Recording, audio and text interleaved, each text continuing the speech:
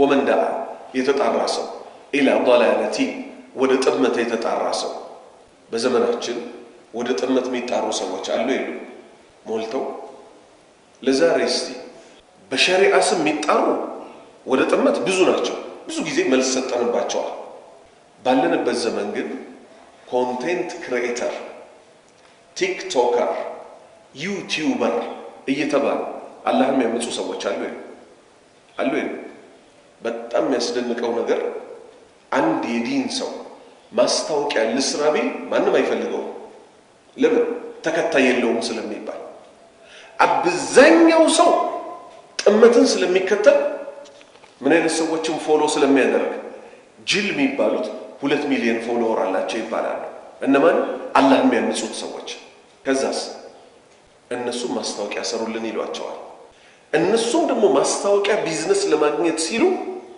አላህ የሚጣላው ነገር ቢሆን ይዘው ይመጣል ከዚህ ውስጥ አንድ ምሳሌ ልንገራችሁ ደጋግሜ መከረዋለሁ ይሄን ድምጽ ቅጂ ፋይል መለቀለታለሁ ድጋሚ ሰይዶ ማርሻል አርት የሚባል ልጅ ታውቃላችሁ ቲክቶክ የምትከታተሉ ልጆች አይታችሁታል ኢስላም የጠላውን ሁሉ በመስራት የሚታወቅ ሴት ልጅ ይዞ ይመጣል በጠረባ ይመታታል አጂ ምናምን ይልና በጠረባ ይመታል ይሄ በቪዲዮ ይቀረጻል ይለቀቃል 2 ሚሊዮን ታየልህ ይባላል የሙስሊም ወንድሞቻችሁን ክብር አትንኩ ተብሏል አልተባለ ሶማሊያዊ ወንድም አለ ዩኤፍሲ የሚባል ቴኳንዶ ሙያ ያለው ሄ ቺክሌግ ይለዋል ይሄ እዚህ ተቀምጦ ማለት ነው ቺክሌግ ማለት ምን ማለት ነው የዶሮ ግሬ ያስከው ይለዋል ይሄንን አድርሱልኝ ለዛ ለሶማሌ ለቺክሌግ ለሆነው የዶሮ ግር ላይ ያዘው ይለዋል ታላቁ ነብይ ምን ብለው ሲያበቁ ሰለላሁ ዐለይሂ ወሰለም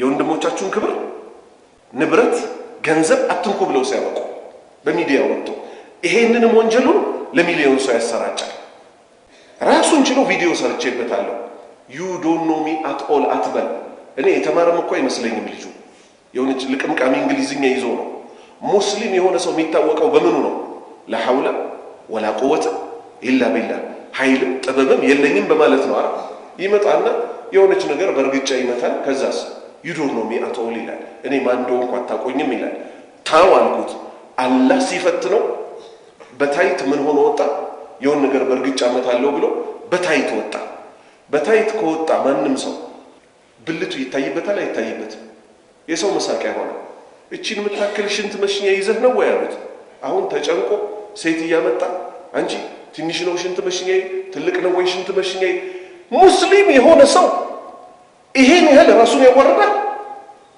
ሴት ይዛል ቪዲዮ ሊቀርጽ እኮ የሙስሊም ልጅ ተብሎ እኔ ላይ ይሁን ምናምን ትለዋለች ተናገሪ ምናምን ይላታል እንደዚህ ይዞ እሷንም በጠረባ ሊል ማለት እና ሽንት መሽኛት ትንሽ ነው ለምትሉኝ አው ትንሽ ነው ኢና ሊላሂ ወኢና ኢለይሂ ራጂዑን እነዚህ ሰዎች ሞተው ምን ያስተላልፉ እንደሆነ አልገባቸው ያቺን ፋሲቃ አላህና መጸኛ የሆነችው ሴት ሀያት የምትባለዋ ምን አደረገች የክርስቲያን ነጠላ ለብሳ ደግሞ መጣች አንቺም በሃይማኖትሽ እኔም በሃይማኖቴ መኖር እንችላለን አይጠበንም ቤቴ የሚባል የኩፍር ሲስተም ይዛ መጣች የቴዲ አፍሮን ዘፈን ቲክቶክ ላይ ምን ልትሰራ ስትሏት ታዋቂ መሆን ፈልግ ሌላ ደግሞ ኢሳም የሚባል ልጅ አለ አላህ ይመልሰውና ምን ያደርጋል ተፈታ ብትመጣ አቀበላታለሁ ይላል ሚዲያ ላይ እኮ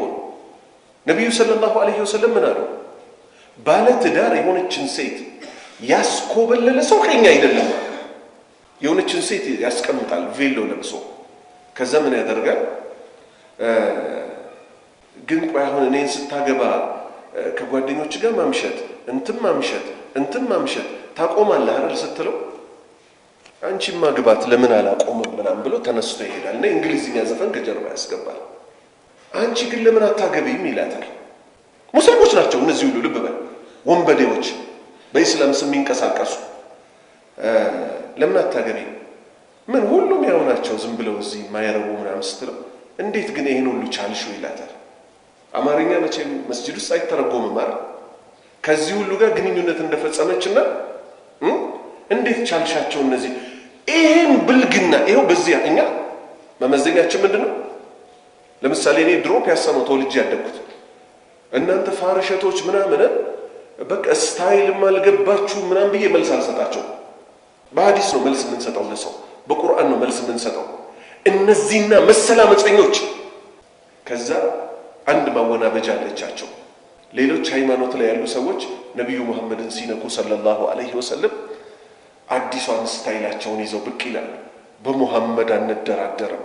አረባክ መች ነቢዩ ሙሐመድ ሰለላሁ ዐለይሂ ወሰለም ያዘዙን ሰርታ ነው መጀመሪያ በሳቸው አልደራደርም የምትለው? መነገጃ ስለሆኑ እንጂ ማለት ነው። አስቡት፣ ወንድ ልጅ አላህ ወንድ አድርጎ ፈጥሮት አንዴ ሴትን በጠረባ አንዴ ሙስሊም ወንድሞቹን የሚሳደብ ከዛስ አላህ ሲያዋርደው እኔ ማን እንደሆንኩ አታውቁም ብሎ እንደዚህ የእጅ ጡንቻው ፑሻፑ ምናምን ሲያሳይ በሽንት መሽኛ ትንሽነት ተዋረደ። አስለን ሰትሩት ነው እኮ የተባለው። ይሄ አካል ሚሰራ የነበረው የት ላይ ነበር? አልጋ ላይ በሐላል አላህ ያስረዝመዋል አይደል? ስራውን ሲጨርስ ቦታው ይመለሳል። በራሱ ጊዜ ግን እኔ ማን እንደሆንኩ አታውቁኝም ዚስ ኢዝ ሰይዶ ማርሻል አርት ሲል በታይት አላህ አወጣው። አላህ ሊያዋርደው አሁን የሀገር መሳቂያ ሆነ። ወንድሞቹን ቺክን ሌግ እናንተ የዶሮ እግር ያላችሁ ሲል እሱን ደግሞ ሚጢጢ ያለ የጣት ያህል ብለው አሾፉበት። አላህ ከውርደት ይጠብቃል። አልጀዛኡ ምን ጂንሲል አመል። ይሄው ቀጥታ ከሐዲሱ ጋር እነ ሐያትን እነ ኢሳምን እነ ሰይዶን መሰሎቻቸው ከዚህ ሐዲስ ጋር እናገናኛቸው። ነቢዩ ምን አሉ? መንዳአ የተጣራ ሰው ኢላ ضلالቲን ወደ ጥመት የተጣራ ሰው እንደነ ሐያት ይመስል ምን በማድረግ የክርስቲያን ነጠላ ለብሳ እኔም በሃይማኖቴ አንተም በሃይማኖትህ መኖር እንችላለን አይጠበንም ቤቴ ይላለችው። ካነ ዐለይሂ ለዚህ ግለሰብ እኮ ይሆንበታል ሚነል ኢስሚ ከወንጀል በኩል ሚስሉ አሳም ወንጀል መን ተቢዐህ የተከተሉት ሰዎች ሁሉ ወንጀል ለሱ ይመጣለታል። ላ የንቁሱ ከነሱ እኮ አይቀነስም።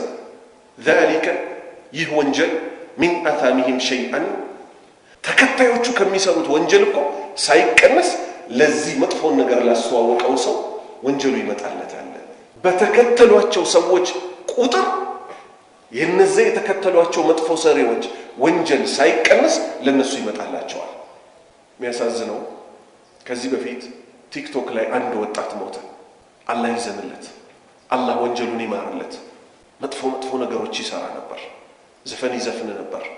ልክ ሲሞት የሚያውቁት ልጆች ጠቅላላ ገብተው በአላህ ስም ይዘናቸዋል አሉ።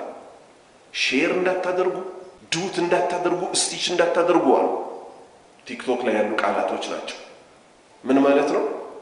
ቀብሩ ውስጥ ወንጀሉ እንዳይበዛበት አሉ። ወንጀል ሲሰራ እንደነበረ ስላወቁ ዝም በሉትና አካውንቱን አሉ እዛው ቲክቶክ ራሱ ከሆነ ጊዜ በኋላ ይዝገዋል። ኸይረኛስ ቢሆን ምን ነበር የሚባለው? ለቀብሩ እንዲሆነው እባካችሁ ሼር አድርጉለት እንቃራ እስቲ እሱ ውስጥ ገብተን የተናገራቸው ነበር አይደል የሚባለው። አሁን እነ ሰይዶ ማርሻል አርት ቢሞቱ ለማንም የማይቀረው ሞት፣ እነ ሐያት ቢሞቱ፣ እነ ኢሳምና የመሳሰሉት ቢሞቱ ተፈታ ብትመጣ ምን እላታለሁ? እቀበላታለሁ። ምን ማለት ነው? ወፊቱዬ ነይ ውጪ ከባልሽ እንደማለት ነው አይደል? ድሮ የብልግና ጓደኛዋ ሊሆን ይችላል፣ መቼም የሐላሏ አይደለም። የሐላሏ ቢሆን ኖሮ ያገባት ነበር አይደል? በስነ ስርዓት ባሏ ነበር የሚባለው። የድሮ ሚስቴ ሌላ ሰው ጋር ሄደች ነበር አይደል የሚባለው። በብልግና የሚያውቃትን ሴት አላህ ብሎላት የሐላል ባል አገባች። የሐላል ባል ስታገባ ምን አለ? ሚዲያ ላይ ወጣው እንግዲህ በእነሱ ቤት ተምረናል ብለው ዲስከስ እያደረጉ ነውና እኔ በጣም ስለምትመቸኝና ተፈታ ብትመጣ እንኳን አልምራትም። አርባክ ሸይጣን አዑዙ ቢላሂ ሚነ ሸይጣን አረጂም። ባለ ትዳር ሴት ተቆለምጣ እንኳን አትጠራ። ለምን? ማባበል ነው። እሷ ምን እንድታደርግ? ከባሏ ቤት ዘላ እንድትወጣ። የሌሎች ሰዎች ታሪክ ቢሆንም ሌሎች ሃይማኖት ውስጥ ያለች አንድ ሴት በጣም ቆንጆ ነበረች ይባላል። ትዳር ውስጥ ሆና ሰዎች ይለክፏታል።